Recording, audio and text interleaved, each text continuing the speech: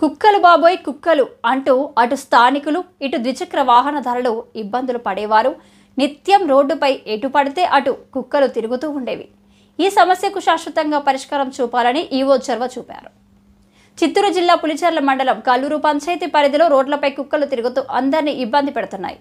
Panchayat EO Nagaraju కుక్కలు పట్టేవారిని పిలిపించి 2 రోజులుగా కుక్కలను పడుతున్నారు. ఈ సందర్భంగా ఈవో నాగరాజు మాట్లాడుతూ పంచాయతీ పరిధిలో ప్రజలకు ఎలాంటి ఇబ్బందులు లేకుండా చర్యలు చేపట్టామన్నారు.